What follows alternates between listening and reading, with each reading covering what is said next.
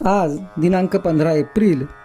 आजच्या प्रवचनाचा विषय, सत्संगतीच्या योगे मन पैक्यावर गुंतून राहत नाही.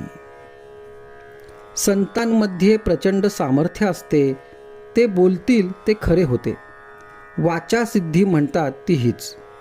या सिद्धीचा उपयोग आपण सुद्धा करून घेऊ शकतो, परंतु भगवत सेवा करावी आणि त्याबद्दल पगार घ्यावा तसे हे होते.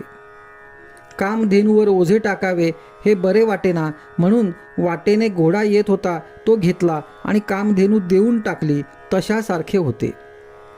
जे सुख चिरकाल टिकणारे नाही ते घेऊन काय करायचे? हाडांची काडे करून स्वर्ग सुख हाती आले, पण कालांतराने ते नाश पावणार, मग ते घेऊन काय करायचे? पैक्यासारख्या निर्जीव वस्तूत आपले मन किती गुंतून राहते. पैसा हा भूतासारखा आहे. त्याच्याकडून काम करवून घेतले तर तो फार उपयोगी आहे, पण ते न केले तर तो उरावर बसतो. आपण प्रापंचिक माणसे, आपण पैसा साठविला तर गैर नाही, पण त्याचा आधार न वाटावा.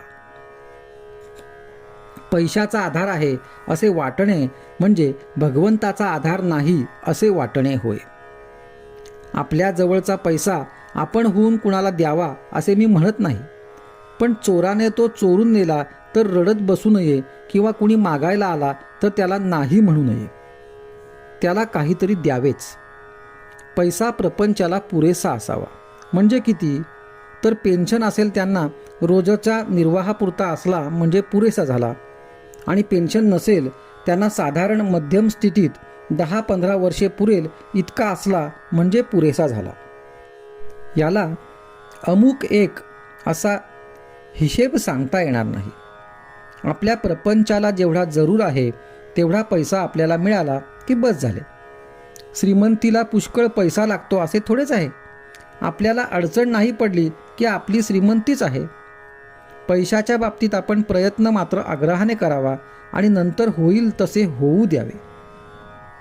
आपण आतून निष्काम, निर्लोभ आणि निरीच्छ असावे.